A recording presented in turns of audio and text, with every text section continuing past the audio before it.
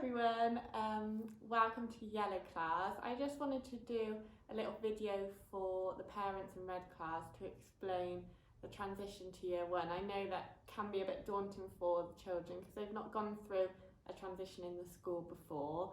So I thought that Miss Valente and I could explain what we've been doing to make sure that we have a smooth transition in September and all the children don't have any worries and are happy to move up to Year 1. So in this presentation, I'll introduce you to the Year 1 team. You'll find out about what Miss Valente's already been doing to prepare the children for Year 1 and what we do in September to ensure that the transition is smooth.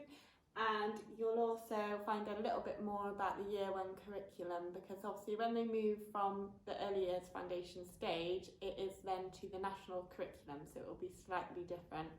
But I'll hand you over to Miss Valente so she can explain what she's been doing. So in the last couple of weeks, the main thing we've been focusing on is getting the children more independent with their work, just around the classroom in general. So if your child isn't at school, then definitely try and do this whilst you're at home as well. The children have written a letter to Miss PS telling them all about themselves, their names, what they like.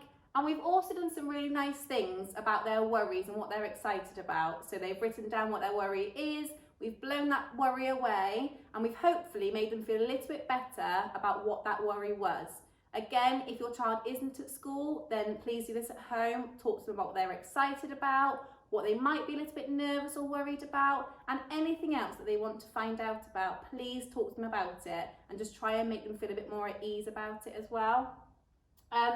The other thing that's been really nice, even though we have been in our own bubbles, Miss Pierce has been coming down to talk to the children, social distancing of course, and she'll also be reading a story to them this week and next week for the children who are in school as well. So that's been really nice. They know Miss Pierce, they have seen her around the school lots and lots already. Miss Pierce has done assemblies before, so they will know who Miss Pierce is, and I'm sure they will have a lovely year.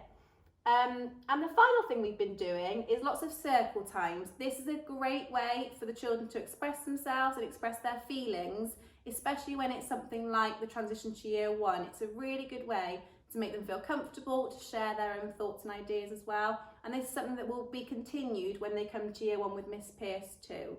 But yeah, I know they are excited about going to Year 1, but they will obviously have some worries as well. So just try to make them feel a bit more at ease with them. But yeah, I'll pass you back over to Miss Pierce. Thank you. So this is the Year 1 team. Next year we've got myself as class teacher, and this is Mrs. Herridge. The children probably have seen her around the school, and she will be our teaching assistant. Then Mrs. Wiggle is actually Blue class teacher, but she's also lead of EYFS and Key Stage 1, so she will be around as well, and the children will get to know her too. Right, so ensuring continuity between reception and Year 1, Miss Valente and I will have regular meetings. We've had one already to hand over any important information about the children, and we'll be having regular ones in September and onwards throughout that autumn term to catch up and discuss anything important. Miss Valente will also pass up all her phonics assessments and reading records, all those things that are really important to get to know the children's individual needs so that we can focus and continue on from that in Year 1. We will be adopting our planning in a reception way, especially due to the current circumstances where they've missed out such a big part of their reception journey. It's really important that we pick that up now in September and throughout that autumn term have a very play-based approach to our learning and mirror the classroom of reception so that there will be minimal changes. And Miss Valente and I are going to come over in the summer and to sort the classrooms, and so she can say, yeah, they've got a home corner, the children really like the home corner, or they really love a creative table, so make sure you've got a creative table in the classroom. So we'll be communicating all about those kind of things. The teaching for the subjects like phonics, talk for writing, primary talk, maths, we teach them in the same way, so it won't be a complete change for the children. It's still very practical based approach to learning, and talk for writing they'll still be learning the stories and orally rehearsing them and acting them out with role play and maths. So all of that will still be the same, it will just be building slowly throughout the year. We'll also have follow-up meetings during the autumn term, and hopefully in September, depending on the circumstances, we will be doing a meet the teacher session, so the parents can come in and find out a little bit more about, see the classroom and find out about our timetables and all of those extra things. So fingers crossed in September we'll be able to do that. Settling into year one. So the first few weeks in September will just be about settling into the classroom, getting used to the new environment, creating class rules so that the children know the class rules. We will be creating all about me displays so that the children can really feel like this is their new classroom and they take ownership and pride within what's around them. We will be continuing from reception with circle times so they can talk about anything they're worried about, and that will very much continue. It will be a PSHE focus for the first 2 or 3 weeks of term. Now in Red class, in reception, they follow their early years curriculum. So it is a slight change coming to year one, but only very slightly. So we'll be moving on to the national curriculum, and within that, our English, phonics, reading and maths will stay the same. They'll still be learning in the same way for those subjects, but we'll also be doing our 3D curriculum where we'll focus on geography, a bit of history, we'll be doing some ICT and some computing. We will do some science and undertake some investigations, and we'll also be doing some PSHE and P4C sessions as well. As part of the national curriculum for year one as well, we undertake a phonics screening check normally it's around June time, which is just a list of real words, and we call them pseudo words, which we explain to the children as alien words or fake words, and it's a list of those that the children use their phonics to sound them out and read the words. So that will be happening in June, and we will give you much more information about that nearer the time when you need it. So how can you support your child at home in year one? Well, it's really the same as what you've already been doing in reception. Our main focus is reading, which is the most important thing. It would be great if you can read for at least 3 times a week with your child. It's really important at this stage where they are learning the phonics that they practice it at home too. So we'll be continuing on that.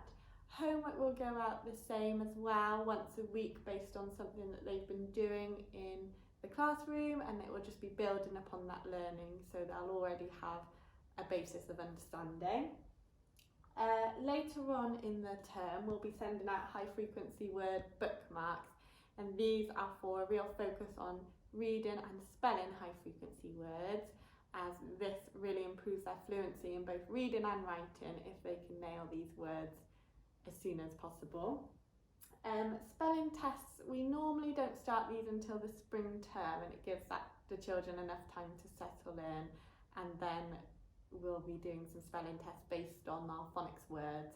But we explain to the children that they are just a practice and it doesn't matter their scores, so they don't need to worry about them. In year one, it's really important that they come into the classroom independently, so we would really appreciate it if you could leave your child at the door and say goodbye, so they can come in and settle into the classroom, put all their things away independently. Okay, so I thought I'd leave you with some ideas for the holidays. I've done a choice grid for a Welcome to Yellow class homework that has some challenges or activities that you might like to do with your child. So if you look on the Red Class blog, that will be on there at the end of term. Due to obviously the COVID situation, I have already got lots of stories and videos on YouTube as well. So if your child may be a little bit worried about coming and having a new teacher, it might be quite nice for them to watch those so they feel a bit more familiar to me. That would be great too. Other than that, carrying on with the reading, continue to talk about books and enjoy them together, even if they're not reading. A bedtime story at night time just makes them focus on books and gives those a real priority too. Hopefully the library will be reopening so you can go for the summer reading challenge in the library, and just practicing those overall phonics sounds and words would be great. For writing, writing in a casual way is the best way to do it, so children don't feel like they are having to write.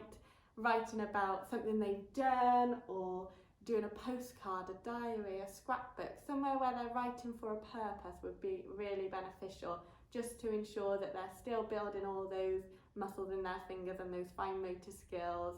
That would be fantastic. And then just focusing on everyday number in your summer, such as counting or creating shopping lists, or everyday problems, how many knives and forks do they need to lay the table, those kind of things. So all those things will become really helpful with them transitioning to year one. But most of all, I hope you all have a great summer and a nice rest, because I think all the children deserve it and they've worked so hard this year. That's the end. So if you do have any questions, or you're worried about something, or you want to let me know something about your child, feel free to email the admin and they will pass your messages on to me. You can also phone the school in the next 2 weeks. Oh, 1 week now we've got left, so feel free to contact me that way too. But yeah, I hope you have a great summer, and I'll see you all in September. Thank you.